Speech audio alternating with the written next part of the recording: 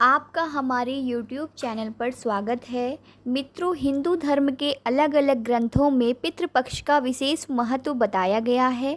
प्रत्येक वर्ष पितृपक्ष की शुरुआत भादो मास की पूर्णिमा से होती है और आश्विन मास की अमावस्या पर इसकी समाप्ति होती है।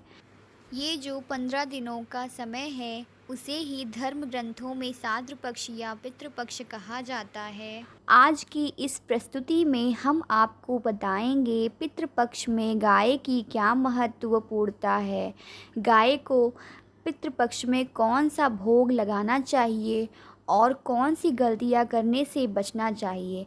इसलिए आप इस वीडियो को शुरू से अंत तक पूरा अवश्य देखें, क्योंकि ये छोटी छोटी बातें ही होती हैं जिन्हें अक्सर हम करना भूल जाते हैं। तो आइए जानते हैं इसे विस्तार से। शिव महापुराण में कहा गया है कि पितृ मनुष्य के परिवार का सुरक्षा कवच होते हैं। पितृशक्ति मनुष्यों की हर प्रकार से संकट से रक्षा करती है। यदि घर में पितृशक्ति का वास होता है तो उस घर में किसी भी प्रकार की दुष्ट आत्मा तथा नकारात्मक शक्ति प्रवेश नहीं करती। इसलिए हमें पितृपक्ष में कुछ ऐसे कार्य करने चाहिए जिससे हमारे घर में पितृ शक्ति का वास हो। पितरों को प्रसन्न करने के लिए गरुड़ पुराण में भगवान श्री कृष्ण ने बहुत ही महत्वपूर्ण उपाय बताए हैं। भगवान श्री कृष्ण कहते हैं, पितृपक्ष में पितरों की संतुष्टि के लिए सर्वोत्तम उपाय दान का होता है और दान में भी सर्वोत्तम होता है तिल का दान करना।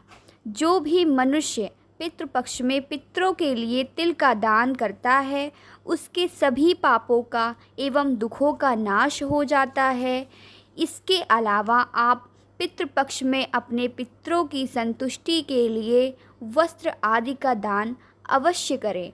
यदि गाय का दान किया जाए तो कई गुना अधिक फलों की प्राप्ति होती है। दोस्तों, हमारे प्राचीन धर्म ग्रंथों में गाय को एक महत्वपूर्ण और पवित्र पशु माना जाता है। शास्त्रों में गाय को माता कहा जाता है और समस्त देवी देवता इनकी पूजा करते हैं। गौ माता के शरीर में 33 करोड़ देवी देवताओं का निवास होता है। गाय एक अत्यंत पवित्र, निर्मल, शांत, निष्पाप जीव है। ऋग्वेद में इसे संसार का पालन पोषण करने वाली कामधेनु माता कहा गया है। ऐसा कहा जाता है कि केवल गाय के दर्शन मात्र से मनुष्य के हजारों पाप नष्ट हो जाता है। इसलिए कभी इस निष्पाप गौ माता पर अत्याचार नहीं करना चाहिए, ना ही कभी गाय को मारना चाहिए। गाय को मारना शास्त्रों में सबसे बड़ा पाप माना गया है। दोस्तों, भगवान श्री कृष्ण को गायों से विशेष लगाव था। उन्हें गौ माता बहुत अधिक प्रिय थीं। श्री कृष्ण के अनुसार गायों की सेवा करना ही सर्वश्रेष्ठ धर्म है।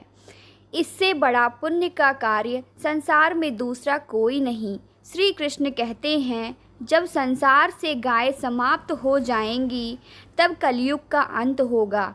जो मनुष्य कलयुग में भी गाय की निस्वार्थ भाव से सेवा करेगा वह सुख समृद्धि प्राप्त करेगा। जो स्त्री रसोई से बनी पहली रोटी गाय को खिलाएगी वह सदा सुहागिन और सौभाग्यशाली रहेगी। जो अपने घर में गाय से प्राप्त पंचगव्य को घर में रखेगा उसके घर में दुख दरिद्रता नहीं आएगी। शास्त्रों में गौ माता को माँ लक्ष्मी का रूप माना गया है, इसलिए उनकी पूजा करने से दरिद्रता दूर होती है। अब हम आपको बहुत महत्वपूर्ण बातें बताने जा रहे हैं। गाय को कौन सी चीज़ें खिलाने से कौन सा फल मिलता है तथा गाय को कौन से अंग को स्पर्श करने से दरिद्रता दूर होती है। आपको यह सभी बातें जान लेनी चाहिए। इससे आपके जीवन से सभी प्रकार के कष्ट दूर हो जाएंगे। दोस्तों, कभी कभी महिलाएं जाने अनजाने में गाय को ऐसी चीज़ खिला देती हैं जिससे माँ लक्ष्मी क्रोधित हो जाती हैं। शास्त्रों में कहा गया है ये चीज़ें गाय को कभी नहीं खिलानी चाहिए, इससे मनुष्य के जीवन में दुर्भाग्य आता है और उसे किसी भी कार्य में सफलता नहीं मिलती। तो चलिए जान लेते हैं गौ माता के विषय में महत्वपूर्ण नियम। गौ माता के दर्शन करना बहुत शुभ माना जाता है। शास्त्र कहता है सुबह गाय का दर्शन होने से पुण्य की प्राप्ति होती है और सुबह गोबर का दर्शन होने से माँ लक्ष्मी जी की प्राप्ति होती है। अगर आप किसी महत्वपूर्ण कार्य के लिए जा रहे हैं और रास्ते में अचानक गौ माता आ जाती हैं तो वह कार्य निश्चित रूप से सफल होगा। ज्योतिष शास्त्र के अनुसार कुंडली में अगर पितृदोष होता है तो आपको गौ माता को प्रतिदिन रोटी और घास खिलाने से लाभ होता है और पितृदोष से मुक्ति मिलती है। इसी तरह कुंडली में साढ़े साती या महादशा है तो हर शनिवार को और अमावस्या को काली रंग की गाय को घास या रोटी खिलाएं और उसकी पूजा करें। इससे शनि दोष कम होता है। कुंडली में शुक्र ग्रह की स्थिति को मजबूत करने के लिए सुबह के घर की बनी पहली रोटी सफ़ेद गाय को खिलाने से शुभ माना जाता है। अगर आपके जीवन में बुध ग्रह कमज़ोर है या आपके जीवन में इसके दुष्ट प्रभाव पड़ रहे हैं तो हर बुधवार को गाय को हरा चारा खिलाएं। इससे आपके बुध के दुष्ट प्रभाव दूर हो जाएंगे और तमाम समस्याओं का हल मिल जाएगा। तो और आपके कुंडली में मंगल दोष है, इसके कारण आपके जीवन में कई तरह की परेशानियां हैं तो लाल रंग की गाय की सेवा करें।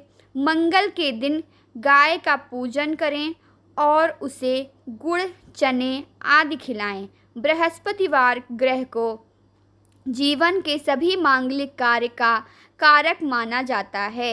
ऐसे में अगर किसी व्यक्ति के जीवन में मांगलिक कार्यों में विघ्न हो रहे हैं तो उन लोगों को बृहस्पति ग्रह को मजबूत करने के लिए रोटी पर गुड़ और चने रख के खिला देना चाहिए। इससे आपको सुख परिणाम प्राप्त होते हैं। अगर घर में अशांति है, लड़ाइयाँ होती हैं तो ऐसे में गाय के उबले को घर के अंदर जला के उसके धुएं को फैला देना चाहिए। इससे घर की नकारात्मक ऊर्जा नष्ट होती है और सकारात्मक ऊर्जा में वृद्धि होती है। दोस्तों, अगर आपके घर के बाहर गाय आती है तो बिना रोटी दिए मत भेजना। अगर गाय बिना कुछ लिए चली जाती है तो लक्ष्मी जी भी नाराज़ हो जाती। गाय के साथ साथ माँ लक्ष्मी जी भी आपके घर से लौट जाती हैं। कुछ लोग गाय को झूठन और बासी खाना खिला देते हैं। इसे शास्त्र में पाप माना गया है। किसी अन्य पशु को खिला सकते हैं लेकिन गौ माता को झूठन नहीं खिलाना चाहिए। अगर शनि दोष है तो आटे में तिल मिलाकर रोटी बनाकर गौ माता को खिला दें। इससे शनि दोष शांत होता है।